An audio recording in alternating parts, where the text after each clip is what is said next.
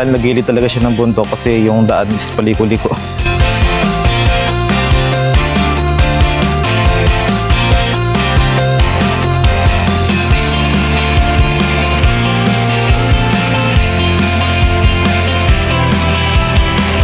So, nagdadatingan na yung mga turista.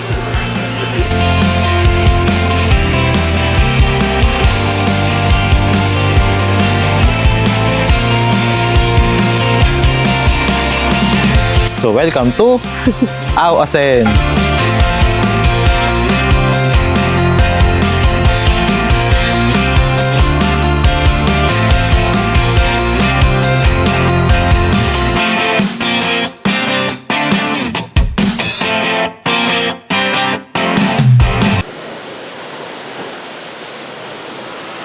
Hey! What's up mga amigo at amiga? Kumusta kayo? I'm sure you're doing good. And you will feel more good if you will join us again to conquer the heights of the trail going to the most threatening falls in Ilocos Sur.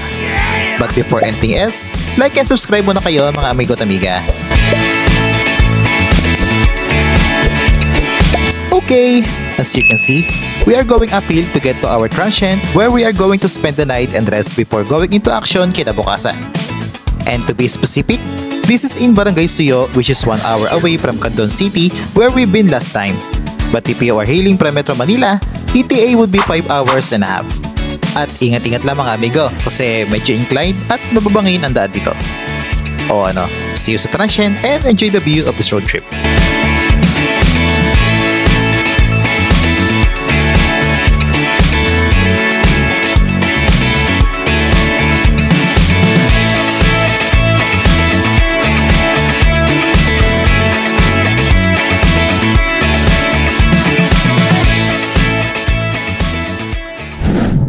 Yo, what up guys? Time check. It's already 4:58 in the afternoon, December 25.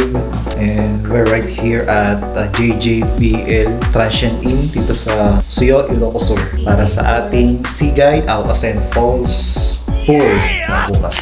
Hey yo guys, so time check 5:51. So wala kami magawa ngayon dahil medyo mahirap yung internet dito sa transient na pinuntahan namin and wala rin available wifi. So heads up lang guys, so kung may plano kayo mag Aw-Asen Falls, so one of the recommendation transients is ito yung JJJLB JJJBL Transient Inn. So 1,000 pesos lang siya for 2 packs. So murang-mura, no? Dito lang yan, dito lang siya located sa Suyo, Ilocos Sur. Malapit na siya sa pick-up point which is dun sa may Rang Thai Eatery. Pick-up time bukas is 4:30 to 5:30 daw sabi ng tour guide namin. So heads up lang dun sa rates kung pupunta dito ako sa Aw-Asen. So yung jeepney, so private tour kasi yung binook namin. Yung jeepney is 2,000 pesos. So 2,000 to 2,500 yung rate niya. Tapos yung tour guide fee is 750 pesos. Tapos yung environmental fee is 100 pesos. 2 packs yun. For 2 packs. So total of 2,850. Pwede na, diba? Private tour. That's a private tour. Kung gusto nyo naman mag-joiners, pwede rin. Tapos kung gusto nyo maghabal, pwede rin naman. So 800 pesos yung per packs. DIY, pwede din. DIY, pwede rin. Kung alam niyo. May kinukuha lang daw na waiver. Yan na kayo waiver na kukuhanin. Ewan ko saan. Wala na kaming idea kung saan siya kukunin pero pwede nyo i-DIY. Pwede kayo mag-research. Pero syempre, mas convenient kung Mas safe na yun. mas safe kung kukuha kayo ng tour guide kasi sila yung mas nakakaalam ng daan. So dito, mag-stay kayo dito sa JJJBL kasi ang bait ng may-ari. Okay naman yung lugar. Okay naman tong room. Kompleto yung gamit. Spacious. So pwedeng mag-accommodate yung room ng 2 to 4 persons. Meron ding lutoan. May rice cooker. May water heater. Meron ding mga baso. Ito pa nga. Yung CR, malinis. Maganda yung CR. Tapos sa tawid, hindi ko alam. Dito yata sa baba. O doon sa bibandang harap, merong sari-sari store. Sa ano din na to, sa harapan mismo may manok. Sa harap, merong bangus manok, banok kung tawagin nila. So heads up lang din sa mga naka-private car, yung papunta dito sa Suyo, medyo challenging kasi marami siyang mga kurbada, tapos uphills and downhills, tapos mga bangin. So ingat lang guys. Yun lang, wala kami magawa eh. ng internet eh. So, kita-kita tayo doon bukas sa Awasen. So, isa sa mga dream na tour namin dito sa Ilocos Sur. Na-share pa namin ito talaga. Nilo-look forward na puntahan. Ito yung FB page nung tour guide namin. So, check nyo sa Facebook, message nyo sa Facebook kung gusto ninyo magpunta dito sa Awasen. Tapos, ito rin yung page nung Transient Inn sa Facebook kung gusto nyo kontakin yung owner. So, siya naman siguro yung sumasagot doon. So, kompleto na. Tomorrow. See you tomorrow, guys. Ciao for now. The next day. Yo, what up guys? Good morning. So time check, it's already 5. Nag-aantay na lang tayo ng ating service papunta ng Awasen. Sabi nung tour guide, nandito na raw. So, wala pa naman. Pupunta pa lang pala. So, hindi siya jeepney na. L300. Dumating na rin siya at last. Private tour, dalawa lang kami, di ba? Social. Naimatay sa pagod. Sisiw. Morning, sir. Sakay na po kami. Yeah.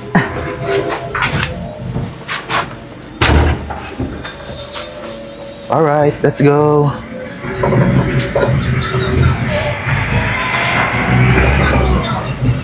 At dito na simula ang pagtahak namin ng daan patungo ng Sigay Assembly Area.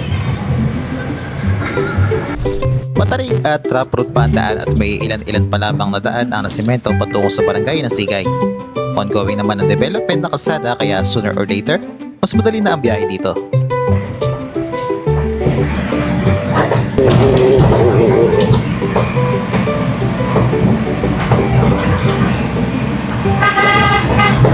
Siguro, dahil sa dalawa lang kami sakay nito L300, aalog-alog kami sa tuwing malulubak itong sasakyan.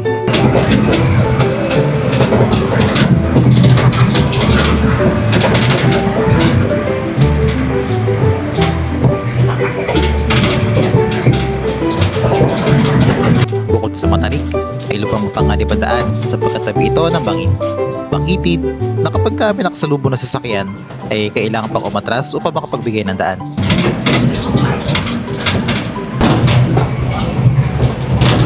Kung tutuusin, meron din siguro mga 40 minutos bago namin narating ang assembly area kung saan kami hinihintay ng aming tour guide.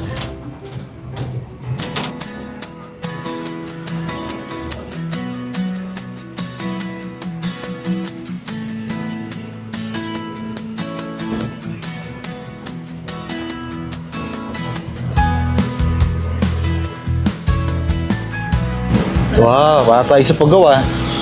Ifugao Province. Rice terraces.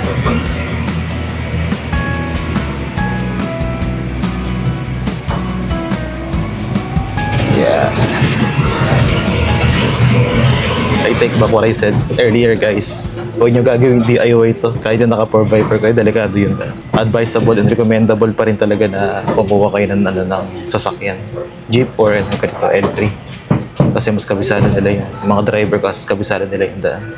After our long journey, napila tayo sa assembly point papunta ng Awasen. Alright, touchdown. Thank you. Thank you kay Arnel. Ilang years na po kayo nagdadrive? 5. Ang galing. Tarik ng daan. Asan na kaya si Kuya? Tanong natin. Si Kuya Giancarlo po. Ay, okay. Sige. Antay na lang po namin dito. Okay po. Thank you. Ayun daw, CR. May ihi. Pag bago Ayun yung CR. May ihi kayo. After ng inyong long journey, patungo dito sa Awasen. So, literal, nagilid talaga siya ng bundok kasi yung daan is paliko-liko. Grabe, no? Mas matindi pa sa Baguio. Ngayon lang kami naka-encounter ng ganong sasakyan. Huh? Ay, sorry. Ngayon lang kami naka-encounter ng ganong daan. Sinaantay na lang natin yung ating tour guide para mag-start yung ating trip papunta doon sa Awasen. So yung mga jeep na rin dito siguro, mga sa mga tour din. Yung nature, oh. Pili kayo, ma. Ito pala si Kuya Esteban. So change of plans, hindi na si Kuya Giancarlo. tayo na. So tara na. Alright, tara let's and start this adventure. Awasen tip number 1, choose and pick your stick. Huwag niyo skip ang pagkuha nito dahil this will help you big time while trekking. Don't worry, libre lang yan kahit 2 o 3 pa pwedeng kuhanin basta ibabalik lang pagkatapos. Awasen tip number 2, kailangan tulagin ang tulay na bakal na ito at medyo slippery kapag nababasa or nahamugan. Kaya it's better to wear hiking shoes with high gripping power to avoid any possible accidents.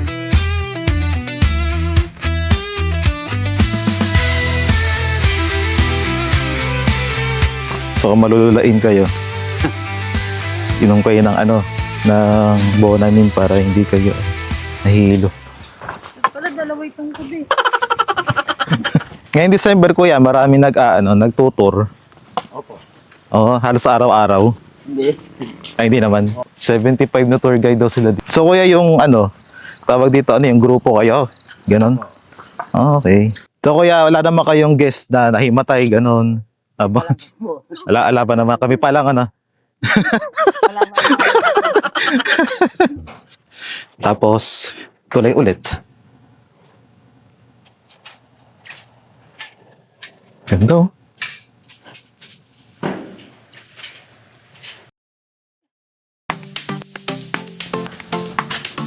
Hindi pa man kami nakakalayo, nagpapakitang gilas na itong sigay at unti-unti pinasisilayan ang ganda ng tanawing meron ito. Katulad ng malinis at malinaw na batis na ito at mayayabong nito ang kapunuan.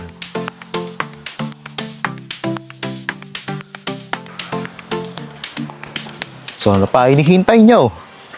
Mag-awasin na rin kayo.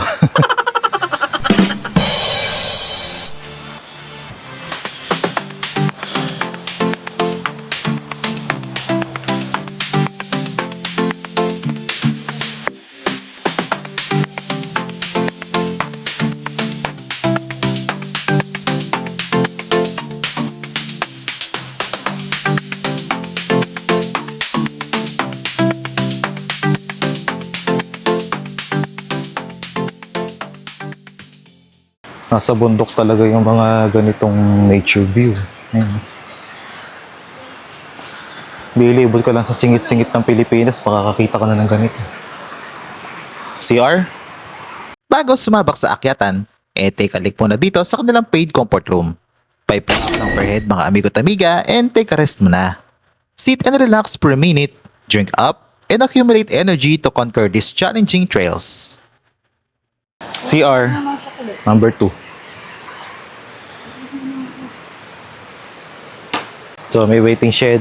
Pwede kayo magpahinga dyan sa waiting shed. Napagod na kayo. Siguro nakaka 10 minutes na kami. 10 minutes pa lang? Oo, 10 minutes pa lang ngayon mula doon sa sa assembly point hanggang dito.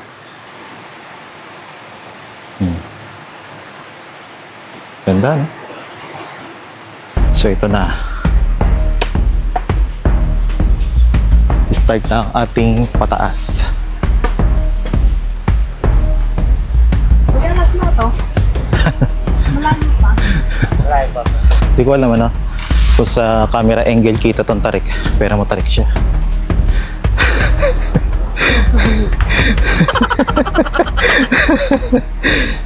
Bagal daw natin. Level 1, success! O, diba? Kaya naman Pero doon sa nagsabing beginner friendly daw itong awasin, sana masarap ulam nyo. Ang tarik kaya? O ayan, pahinga muna saglit tapos akit ulit. Kaya pa. Ito ako yung mabait. Dito na ako sa'yo. Ayun. Biro mataas Habul-habulan ng hining. Okay. Ay, wala na pagkit. Pababa naman yan. Ano yan? Kala ko iniwan mo. Tapang na ako ngayon.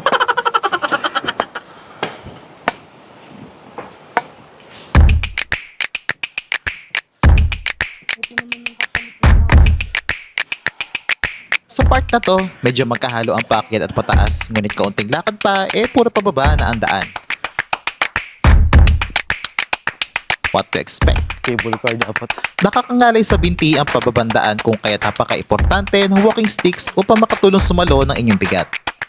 This downhill could take about 10 minutes or more, and after this, the prize is waiting.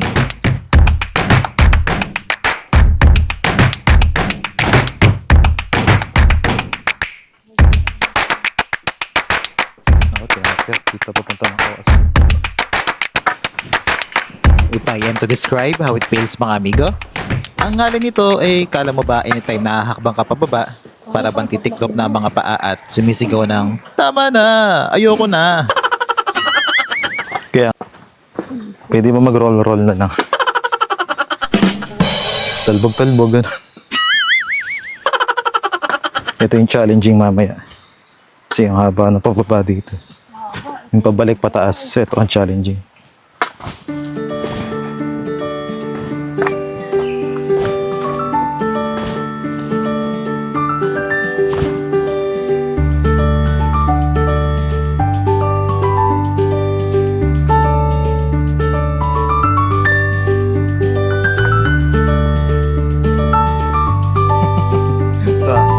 Napipressure daw siya doon sa kasunod naman, pinauna na namin. Oh, ayan na. Naririnig mo na. Ay, ayan na. Oh, ang ganda. Napaka-surreal na makita itong Awasen sa personal. Dati-rati, nakikita lamang namin ito sa social media pero ngayon, iba ang pakiramdam nang nariyan na siya sa harap mo. Ang ganda niya, oh.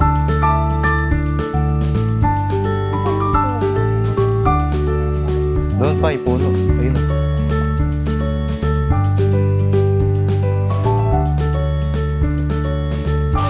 So, welcome to Awasen. Ganda niya. Ganda.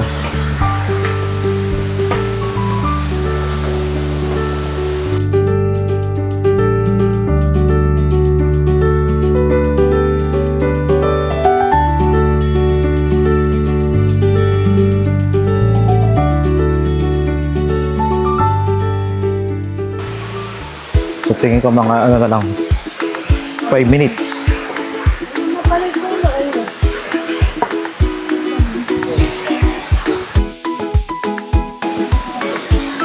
Ang talon na ito ay isa sa pinakatanyag na talon dito sa Ilocos Sur. Mahirap ang lakbayin ay dinadagsa pa rin ito ng mga turista. Isa ito sa nagpaingay sa bayan ng Sigay nang pumutok ang pangalan ng Awasen sa social media. Pero alam niyo ba ang salitang Sigay ay isang Ilocano word na nangangahulugang fish trap or fishnet? Yes, that's correct. Bukod sa Awasen, nakilala ang Sigay sapagkat tinagurian itong coffee capital ng Ilocos Sur. Robusta ang pangunahing variety ng kape na inaani dito. Sa darating na ika-14 na Marso, ipinagdiriwang at gaganapin ang Coffee Festival ng bayan.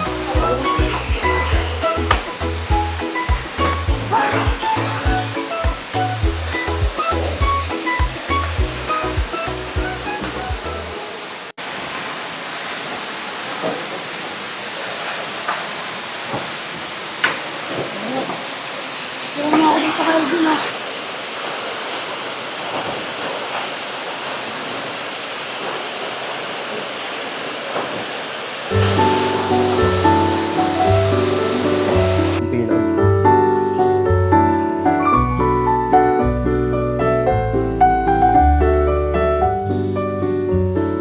Umaabot doon na hanggang dito yung pila, hanggang doon sa taas. Dahil sa maaga pa nito mga oras na ito, ay hindi pa ganun kahaba ang pila sa iconic na rampa ng Awasen. Pero as per Kuya Esteban, hindi na kami pumila sapagkat maaari daw abutin ng 2 oras bago kami makasalang at makuna ng drone shot. Ay, init na. Daing pila dun sa, ano, 2 oras sa abutin doon. Kung aantayin namin yun, kaya bababa na lang kami. At least dito walang pila. Kaya bumaba na kami upang makakuha kami ng drone shot of our own.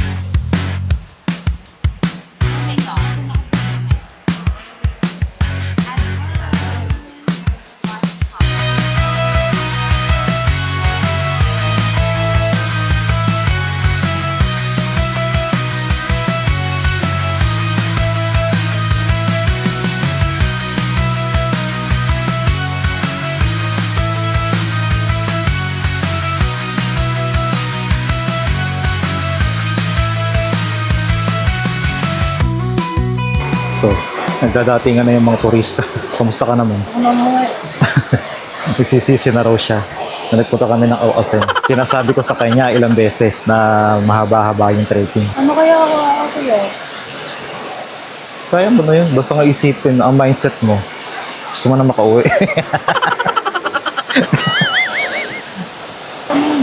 Ayun mga turista. Meron din doon. Meron din to. Hindi kita yung hindi kita yung pila doon sa taas eh, pero ang haba ng pila. Hindi ko maintindihan. Kaya Awasin, no? Ganda. Walang eksaktong kahulugan kung bakit tinawag na Awasen ang Awasen Falls. Pero as per lakbaypinas.com, isa raw itong Ilocano word at ang kahulugan daw nito ay to pour sa salitang Ingles o ibuhos sa salitang Tagalog.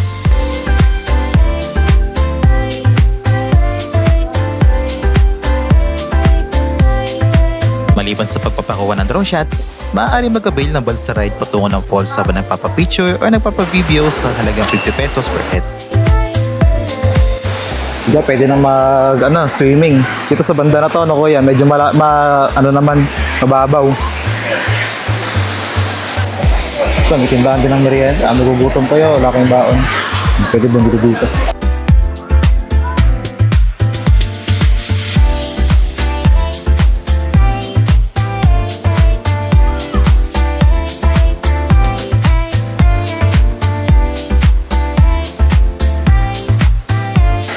So, pila-pila din, bubbles.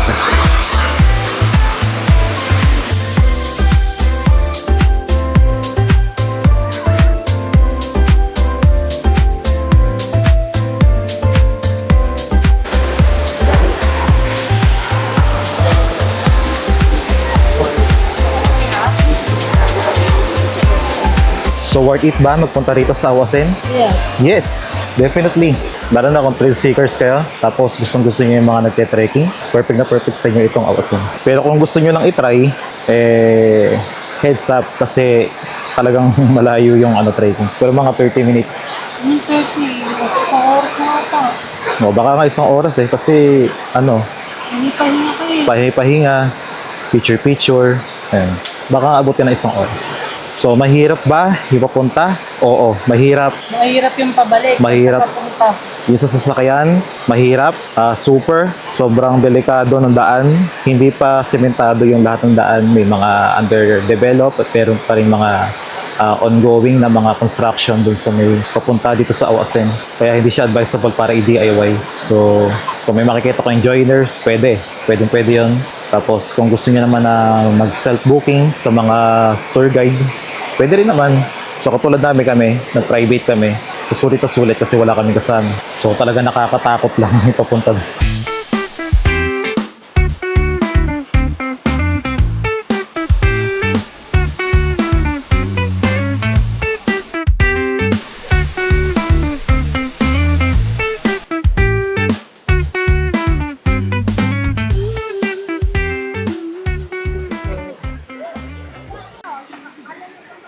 Have you ever wondered how amazing Mother Nature is that she created a paradise like this?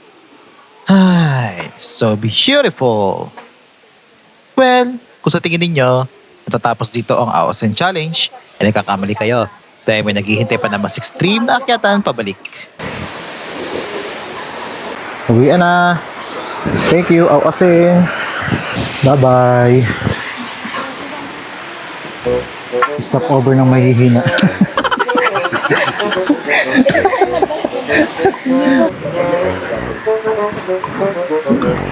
So, think twice. Pupunta kayo na Awasen. Mga struggle nyo dito. Diba? Pataas. Ay. Kaya mana ka na rin. Okay, let's go.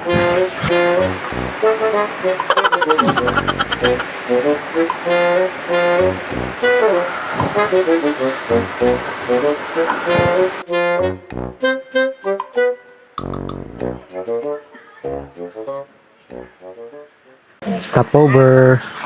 Stopover mo ng mga person. Baba pa lang yun. Nakakangnig mo. Same kuya, same. Pababa pa lang yun. Ulit na mo.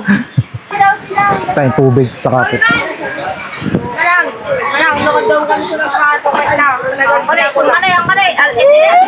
Kaya tinda to. Coke sa tubig. Magkano? Ay, wala na buko ko. Anong coke? Kanya-kanyang pahinga ang mga persons. Patari kasi, dagdag pa ang umiinit at temperatura ng lugar, kaya mas nakakahingal. Gago buhay. Wala pa tayo sa Wala pa tayo sa 1 port sa, ano, I don't think sa she knows Mahagdan. right. Back to the road.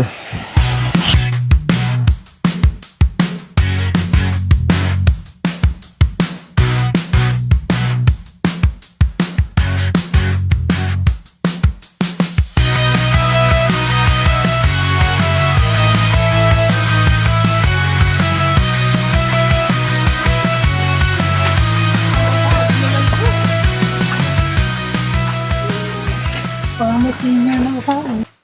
Sa puntong ito, nasa 80% na at malapit na matapos ang paakyat na part nitong daan. At kanya-kanyang short breaks din ang ilang mga turista. Bigla-bigla nagkakaroon ng resting station ang mga madla people. Minutes Kaya pa yan, konti na lang. kanina. 5 minutes pa.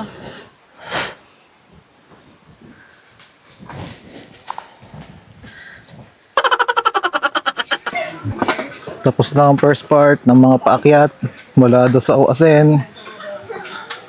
Downhill naman tayo ngayon. Ako yung magkakwento na nangyari ngayon, ako yung magiging kwento. Stay tuned. Stop over ulit. Hiniga. Kaya pa? Kaya pa. Water station.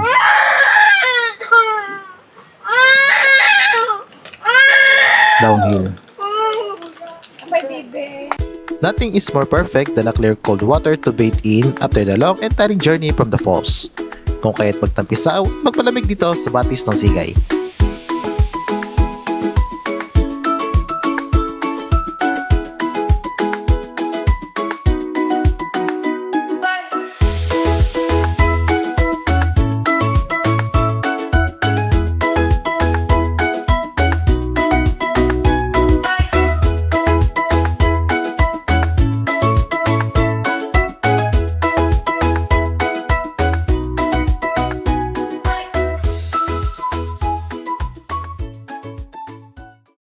Happy New Year din po.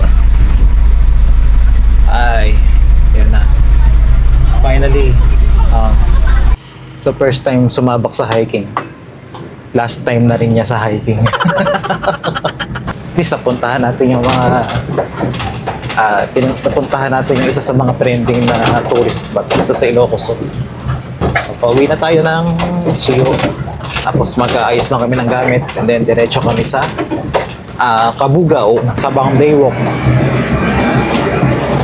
Kita na tayo sa Kabugao. Ciao. First hike ever! Done! Now mga amigo, let's answer these questions. Beginner-friendly ba si Uasin? Based on our experience, hindi. Dahil matarik ang daan at para sa mga first-timers, kailangan na mahaba-habang paghanda or exercise bago sumabak dito. Next question, what to bring? Not much, maybe something to wear for your OOTD, camera, lots and lots of water. Next is, what to wear? Ano ang dapat isuot? Wear hiking shoes, light-colored, and comfortable clothes. And that's it! Kung nakatulong sa inyo itong video na ito, please like, share, and subscribe. And see you soon on our next vlog, and ciao! Thank you so much for watching!